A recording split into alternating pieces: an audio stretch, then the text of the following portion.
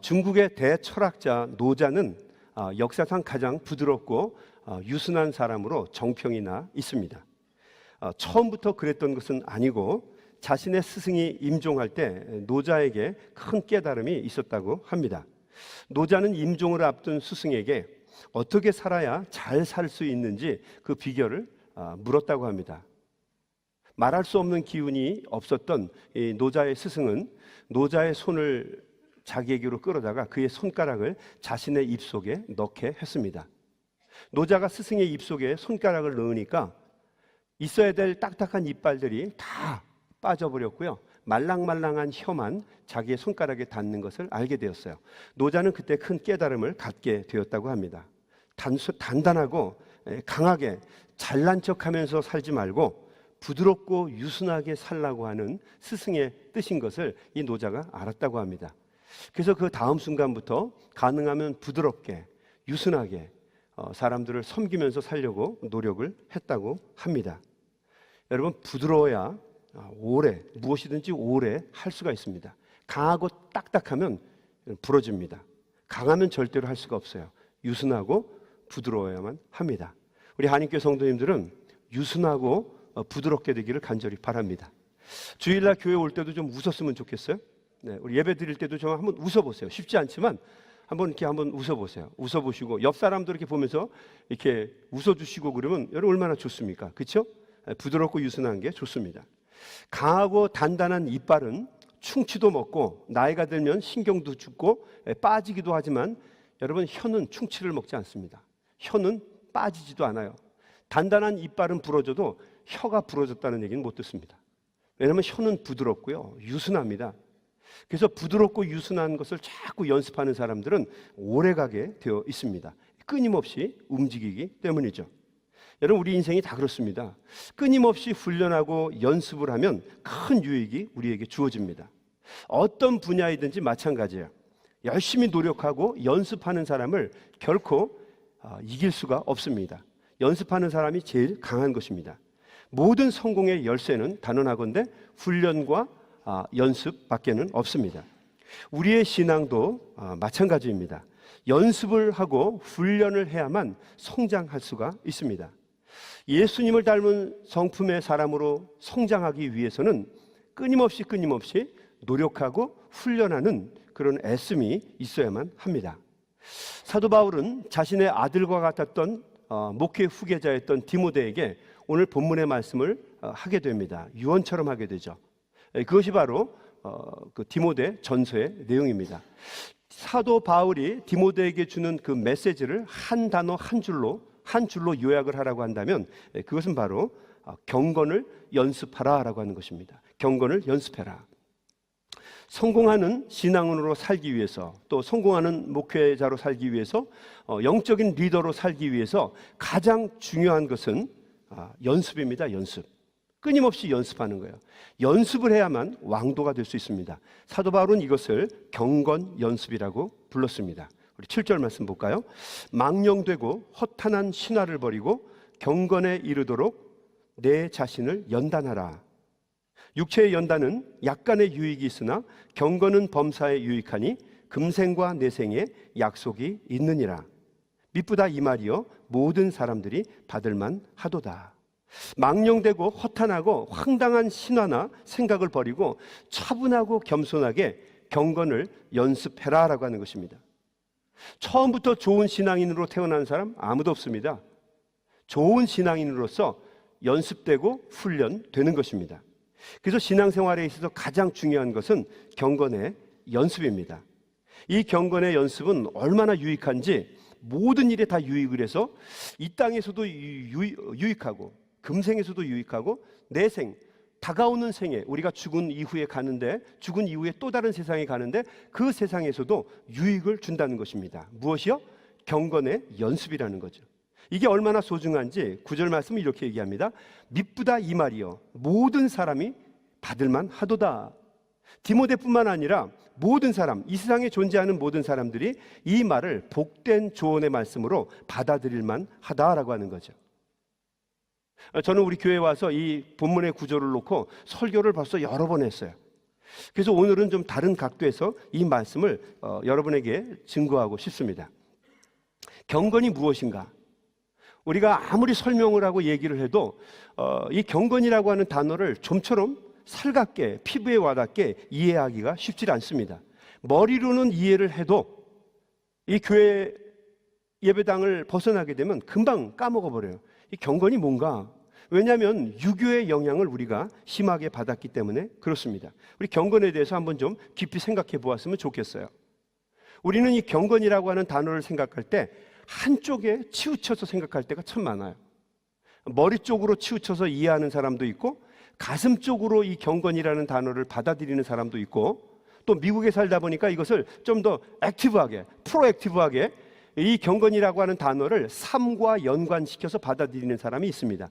저조금 다 받아들이는 사람이 있는데 기독교에서 이야기하는 영성은 과연 어떤 것인가? 이 경건은 어떤 것인가? 사람들은 이 경건이라는 말을 들으면요, 외형적으로 이 말씀을 이해하려고 합니다. 그래서 머리로, 관념으로, 이론으로 이 말씀을 이해하려고 하는 사람이 있어요. 생활 속에는 나타나지 않습니다. 근데 이것을 그냥 개념으로 이해를 합니다. 그래서 경건 그러면은 점잖은 거라고 생각하는 사람이 많이 있어요. 그래서 예배 드릴 때도 경건하다 그러면 이걸 경건하다고 생각해요. 방정 맞고 촐싹거리면 경건이 아닙니다. 제가 조금 촐싹 맞죠? 경건하다고 생각하질 않아요. 경건 그러면 이걸 우리는 경건이라고 생각해요. 그게 유교의 문화 때문에 그렇습니다. 우리 이런 말 있죠. 사대부들은 옛날에 냉수를 마시고 어떻게 했어요? 속 차리는 거는 그거는 다른 거고, 냉수를 먹고 어떻게 했어요? 이를 쑤셨어요. 왜 이를 쑤셨습니까? 나 고기 먹었다 이거예요. 남한테 보이려고 하는 겁니다. 대의 명분을 중요시하는 거예요. 체면 치레를 소중히 여기는 겁니다. 나에게 솔직하지 못해요. 그래서 많은 사람들은 경건 그러면 제일 먼저 떠오르는 단어가 뭐냐면 가식과 위선입니다. 경건하려고 하면 너무 외양에만 집중을 하다 보니까 사람들이 어떤 내면의 세계, 가슴의 세계에 와닿지를 않아요. 그래서 요즘에 현대인들, 특별히 젊은 사람들은 이 경건이라고 하는 단어, 파이어티라고 하는 이 단어를 별로 좋아하지를 않습니다. 특별히 어른들이 경건의 대명사처럼 우리에게 인식이 되는 거예요. 그래서 경건 그러면 항상 다 양복을 입고 와야 됩니다. 양복을 입고 넥타이를 딱 입고, 여자들은 양장을 예쁘게 입든지 아니면 한복을 입고 옵니다. 그럼 뭐라고 얘기해요? 참 경건하고 멋있다라고 얘기를 해요. 반바지 입고 오면 안 돼요? 반바지 입고 오면은 경건한 게 아닌가요? 슬리퍼라고 하면 안 돼요. 여기서는 시레빠. 시레빠 끌고 여러분 교회 오면 경건한 거 아닌가요? 우리는 그러면 불경건하다고 생각해요. 그 사람의 내면의 세계는 보려고 하지 않아요. 껌을 씹으면 경건하지 않은가요? 웃을 때 크게 소리내서 웃으면 경건한 거 아니에요? 우리는 경건한 걸 어떻게 받아들이냐면 그냥 좀 이렇게 점잖은 거, 숨겨진 거를 경건하다고 받아들일 때도 있어요. 그래서 점잖은 사람은 웃을 때 어떻게 웃습니까? 이렇게 웃죠. 그렇게 웃어야 경건한 줄 알아요. 여자들도 웃을 때 그냥 입을 가리고, 이거 경건하다라고 생각해요. 여러분 그게 경건할 건가요? 그렇지 않습니다. 외면의 것만 사람들은 경건한 거라고 집중하는 거예요. 성경에도 보면 바리새인이나 서기관들이 그랬죠. 그들의 내면과는 전혀 다른데 외면만 그렇게 경건한 척을 하는 거예요. 율법에 정통한 것처럼, 마치 율법을 자기들만 지키는 것처럼. 다른 사람들은 전부 다 쓰레기처럼 하는 거예요.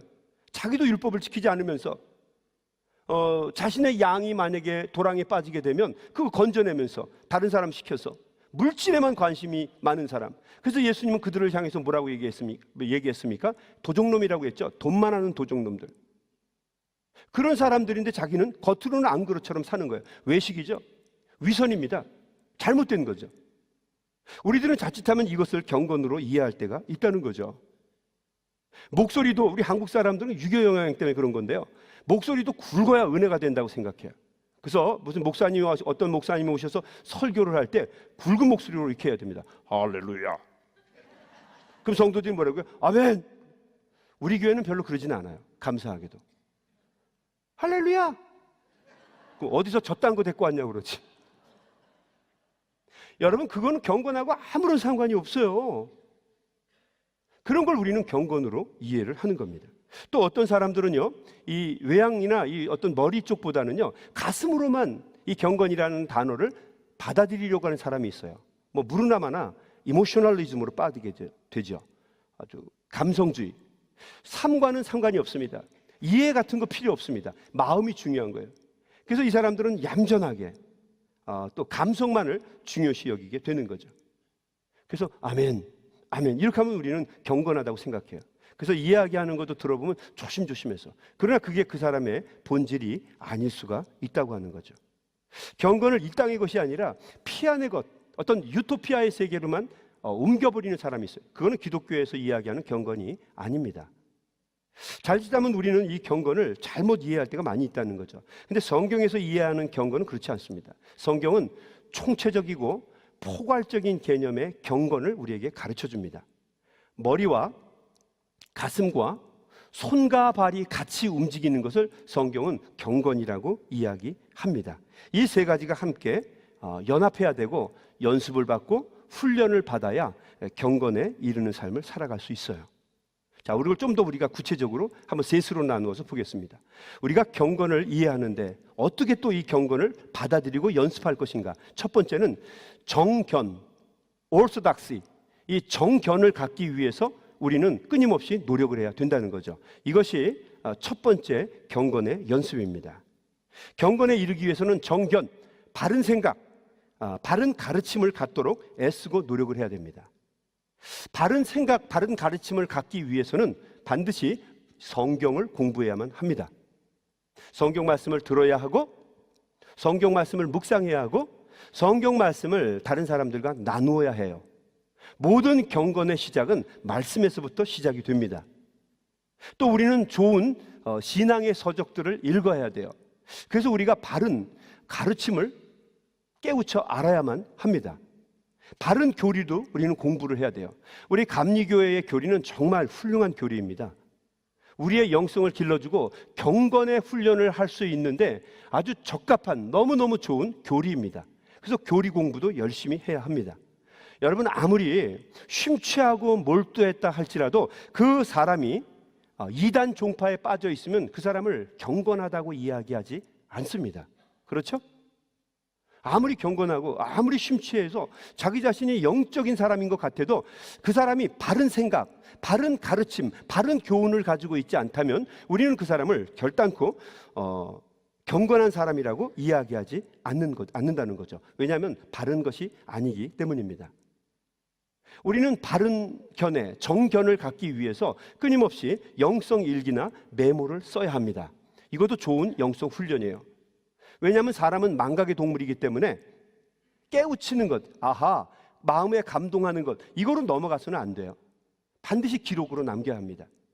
무전기가 아니죠. 그 마이크로폰 같은 걸 가지고 좀 녹음을 남겨서 기억을 하든지, 여러분 저 휴대폰 있잖아요. 휴대폰에 녹음하는 기능이 있죠.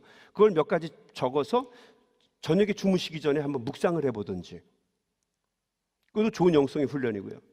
요한 웨슬레 선생님이 이야기한 것처럼 일기를 쓰는 거 참 좋습니다.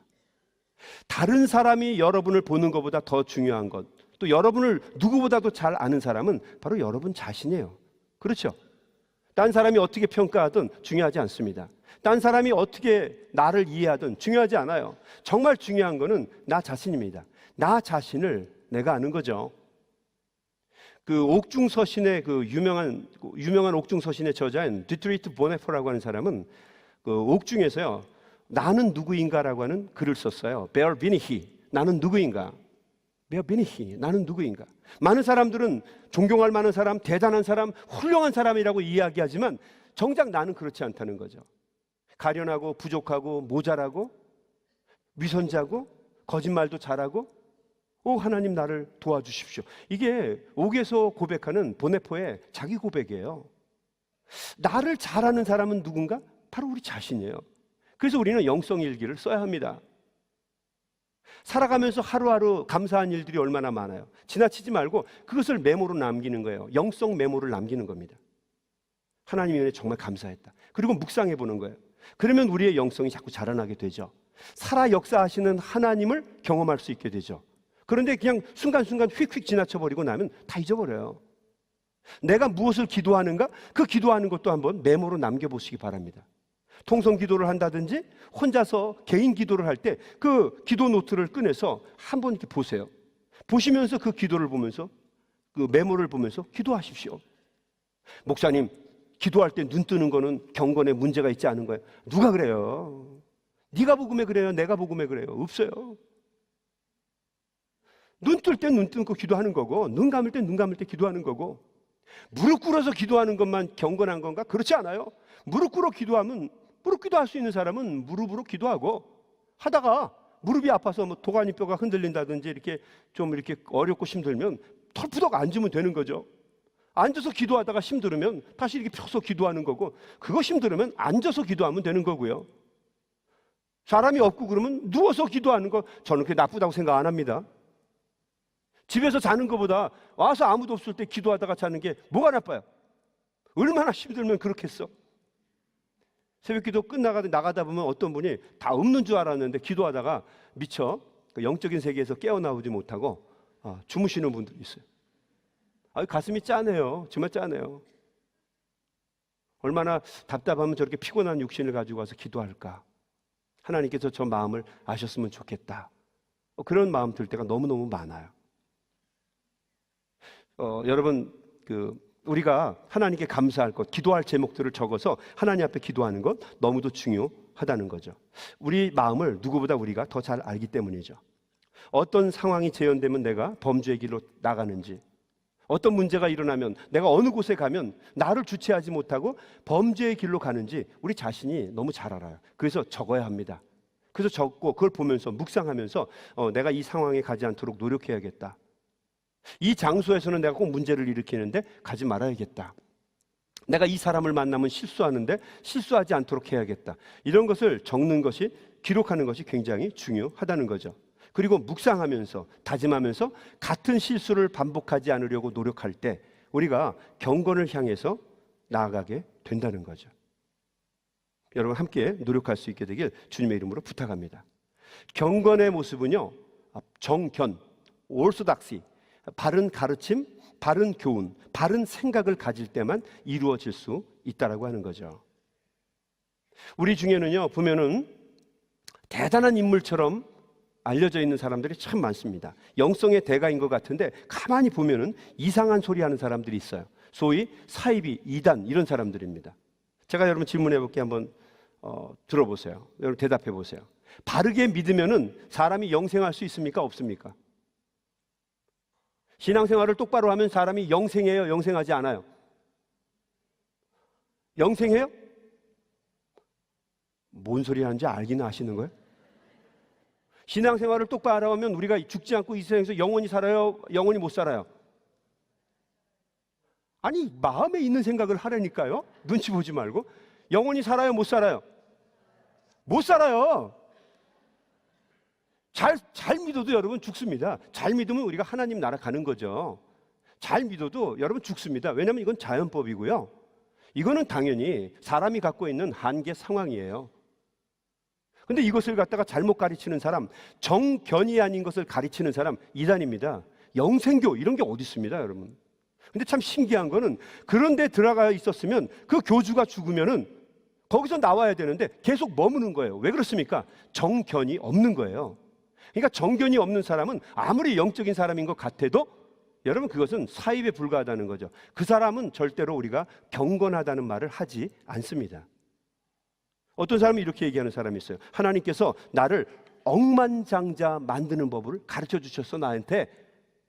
잘못된 거죠. 사람이 사적인 욕심에 치우친 것을 이야기하면 그것은 바른 가르침, 바른 생각, 정견이 아니라는 거죠. 그건 경건에 이르는 길이 아니에요. 그래서 우리는 먼저 정견에 이를 수 있도록 애쓰고 노력해야 됩니다. 이것이 바로 첫 번째 경건에 이르는 연습이에요. 성경 말씀을 공부하고 교리를 공부하고 또 하나님의 바른 뜻을 공부하는 것이 굉장히 중요하다는 거죠. 이런 일이 있었대요. 어느 교회에 아주 기도를 열심히 하는 자매가 있었습니다. 하루에 10시간도 하고 12시간도 하고 뭐 그런 자매였어요. 근데 그 교회에 총각 전도사님이 부임해 오셨어요. 근데 전도사님 보니까 너무너무 핸섬하고 멋있는 거예요. 키도 크고 그냥 말씀도 잘하고 거기다가 총각인 거예요. 그래서 이 자매가 열심히 기도하고 나서 그 목사님한테 가서 이렇게 이야기를 했다고 합니다. 자기가 기도 중에 주님의 계시를 받았는데 전도사님과 결혼해서 하와이 원주민을 구원하는 사명을 주셨다는 거예요. 좋은 장소를 또 고른 겁니다. 거기 가서 하려는 거죠. 그리고 이렇게 말을 덧붙였어요. 만약 성령님께서 말씀하시기를 이 명령을 거부하면 그는 나의 사역자가 아니다, 거짓말하는 사기꾼이니 이 사실을 교회와 세상에 알릴지니라 라고 얘기를 했다는 거죠. 이 전도사님이 얼마나 골치 아프겠어요? 그 자매의 청을 뭐 거절할 수도 없고 받아들일 수도 없고 고민하다가 그 자매를 불러서 교회 안에서 같이 기도하다가 이렇게 얘기를 했다는 거죠. 어제까지 하나님이 그렇게 생각을 했는데 지금은 마음이 바뀌셨답니다. 다른 사람을 선교지로 보낼 테니 너는 그냥 그 자리에서 열심히 사역을 해라 하시네요. 그리고 이 말을 거역하고 너에게 와서 딴소리 하는 사람이 있으면 그 사람 말 신경 쓰지 말고 한눈 팔지 말고 오직 사역에만 집중하라 하셨습니다. 얘기했대요. 그랬더니 자매가 일어나서 가면서 이랬다는 거야. 아유, 머리 쓸 줄 아네. 그리고 가버렸다는 거죠. 여러분, 바른 정견이 없으면 경건의 모양만 있지 경건의 능력은 없습니다. 그래서 바른 견해를 갖는 것이 중요하다는 거죠. 특별히 우리가 사순절 기간을 지내고 있는데 이 사순절 기간에 정견, 하나님을 아는 지혜, 하나님을 바르게 깨닫는 지식이 우리에게 충만하게 되기를 주의 이름으로 간절히 축원합니다. 두 번째, 우리가 경건의 훈련을 어떻게 할 것인가? 두 번째 중요한 것은 정감이라고 하는 거죠. 정감, orthopathy라고 하는 거죠. 정감이 중요하다는 거예요.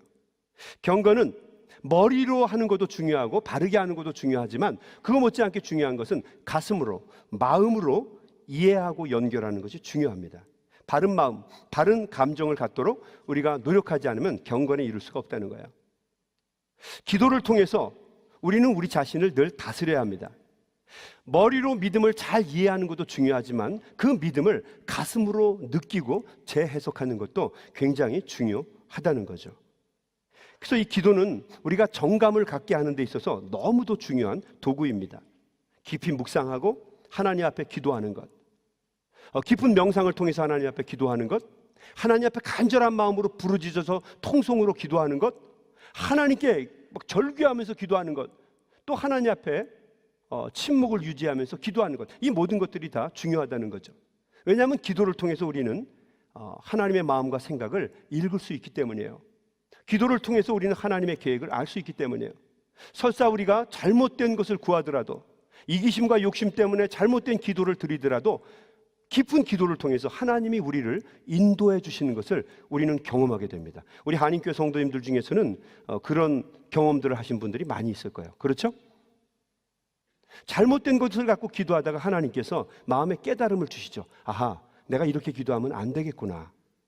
더 큰 것을 기도해야 되겠구나. 더 하나님의 뜻을 위해서 기도해야겠구나. 하나님께서 우리의 기도를 인도해 주시고 바른 길로 이끌어 주신다는 거죠.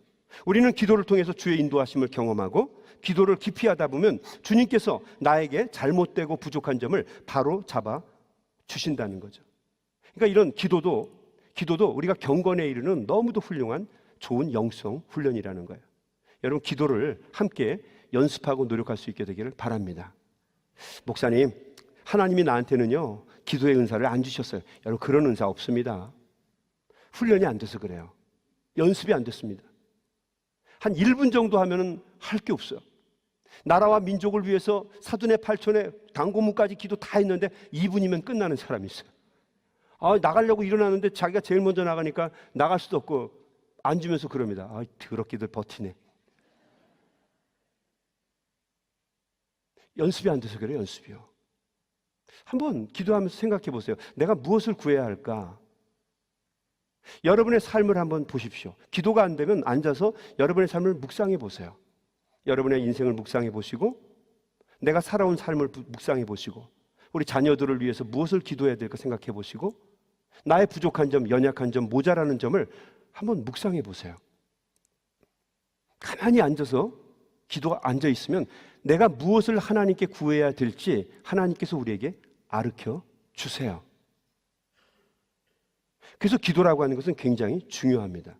기도는 좋은 영성 훈련의 도구입니다. 특별히 좋은 멘토를 만나는 것도 너무 중요해요. 좋은 멘토를 만나서 대화를 나누면 그의 신앙이 다 나에게 전이 되기도 합니다. 그가 가지고 있는 성경적인 지식, 그가 가지고 있는 어떤 능력, 이런 것들을 내가 공급받을 수 있어요. 가능하면 여러분 좋은 멘토들을 만나시길 주의 이름으로 축원합니다. 또 우리 한인교회는 좋은 멘토들이 많으세요. 그러니까 좋은 멘티들을 만나셔서 여러분이 좋은 멘토가 되어 주십시오. 좋은 멘토를 만나시고 좋은 멘토들이 되어 주세요. 그래서 여러분이 가지고 있는 그 영성이 같이 성장해 나갈 수 있도록 도와주시기를 바랍니다. 나만 잘하면 잘 돼, 그러지 말고 여러분을 위해서 도와주고 헌신해 준 사람이 있었던 것처럼 여러분들도 다른 사람들에게 좋은 멘토링을 해 주시기 바랍니다. 배우는 사람이나 가르치는 사람이나 함께 좋은 경건에 이르는 기쁨을 반드시 경험하게 될 줄로 믿습니다. 세 번째, 우리가 연습해야 될 좋은 경건은 정행, orthopraxis입니다. orthopraxis, 정행, 바른 실천입니다. 행함이 없는 신앙은 죽은 신앙입니다. 현실로 행할 수 없는 것은요, 없는 거하고 똑같은 거예요. 머리로만 믿고 가슴으로만 뜨겁게 믿는 신앙이 삶으로 내려오지 않으면 여러분 대단히 죄송한데요, 그것은 믿지 않는 것과 별반 다르지 않아요. 그래서 이 행함이라고 하는 것, orthopraxis라고 하는 것은요, 바르게 행하는 것은 어떻게 보면 경건의 완성입니다.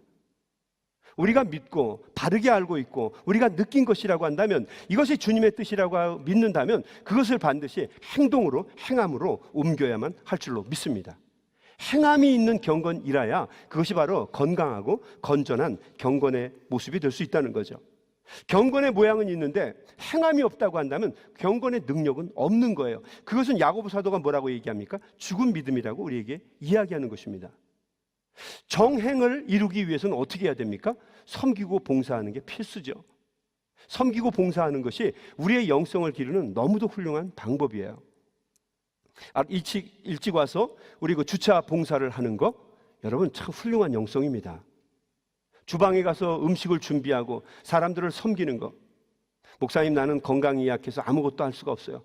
얼굴을 예쁘게 웃어주는 거, 이것도 좋은 경건의 훈련 연습이에요.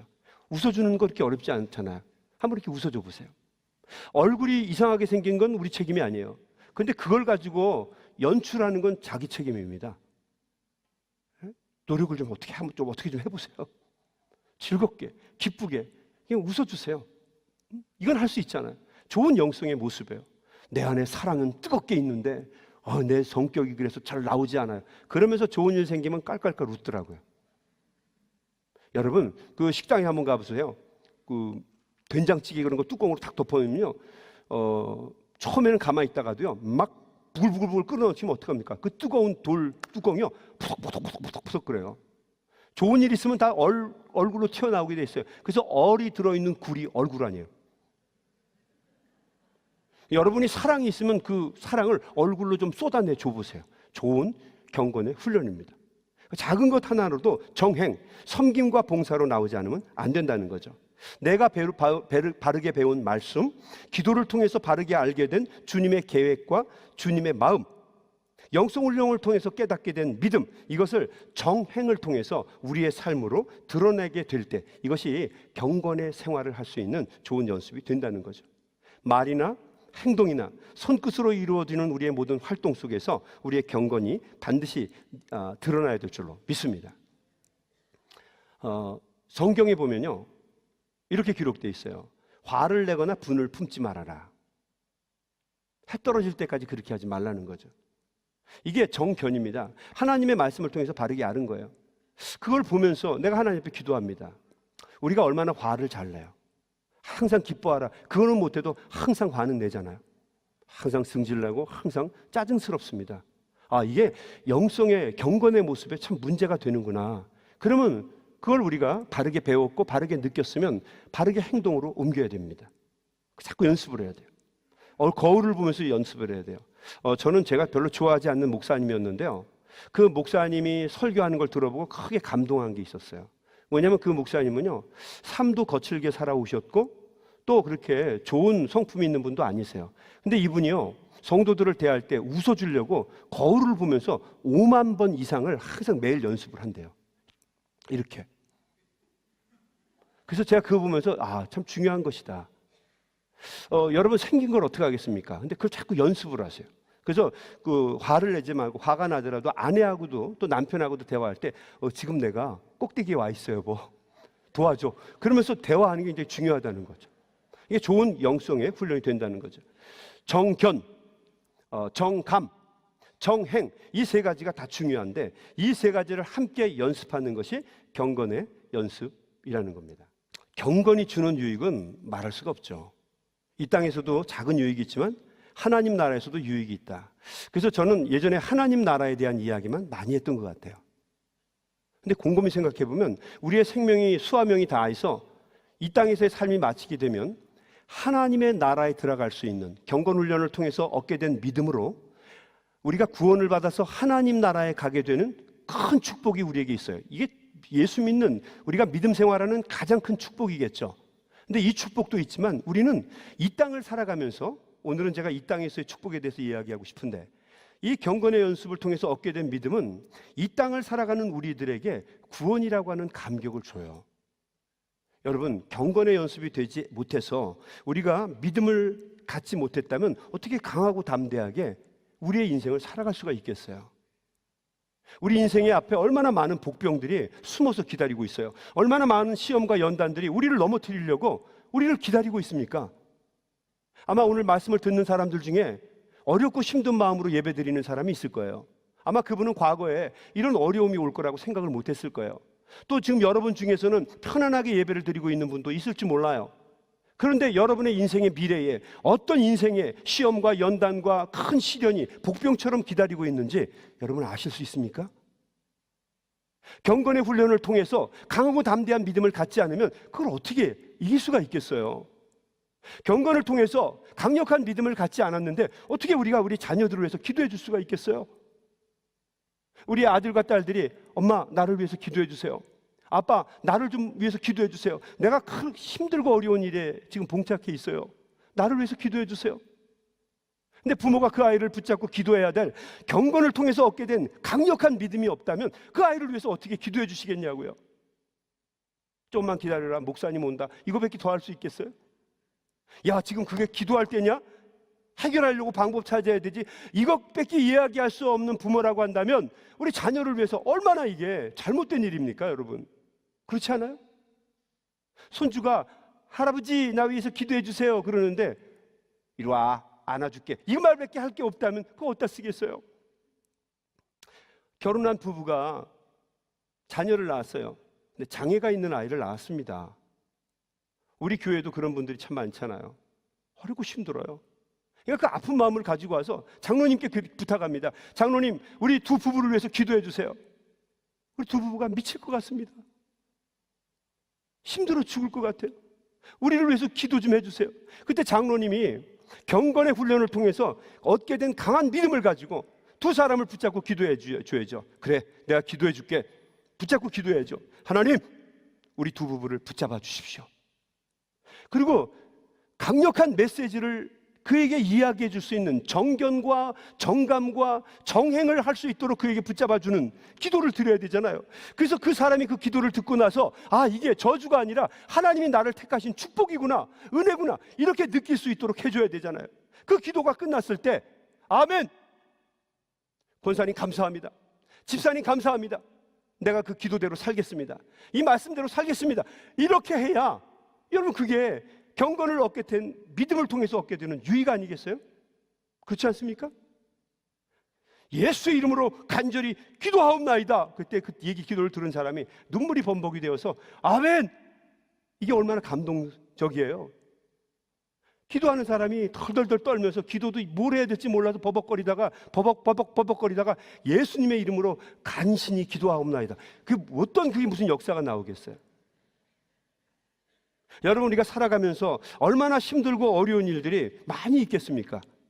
사업이 잘 안 돼서 답답한 마음으로 가게 문을 닫는 날이 여러분 우리 성도님 중에 올지 모릅니다.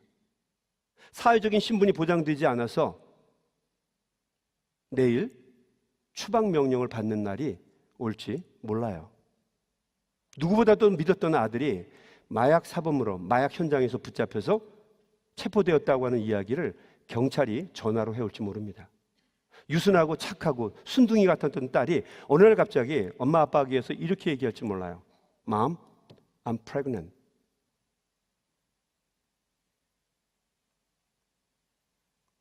참 진실하고 믿음직하고 듬직한 남편이었는데 그 남편이 와서 이렇게 얘기할지 몰라요. 여보, 내가 혈액암 말기래. 시간이 별로 안 남았대네. 고난이 있고 역경이 있을 때, 어려움이 있을 때, 여러분 경건을 통해서 얻게 된 믿음이 우리에게 없다면 그 고난과 역경을 우리가 어떻게 이겨낼 수 있겠습니까? 얼마나 많은 인생의 복병이 우리 앞에 있는데, 이 사순절 기간은 우리의 영성을 키울 수 있는 좋은 시간입니다. 여러분, 저 개인적으로는 이 사순절 기간이 제가 1년 동안을 목회할 수 있는 힘과 능력을 공급받는 시간이에요. 이 사순절에 끊임없는 영성 훈련을 통해서, 계속적인 영성 훈련을 통해서 우리의 삶에 있는 모든 역경과 고난을 이길 뿐만 아니라 다른 사람들에게도 하나님의 능력과 은혜를 증거해 줄 수 있는 귀하고 놀라운 경건, 영성을 가질 수 있는 귀한 절기가 되기를 주님의 이름으로 간절히 축원합니다.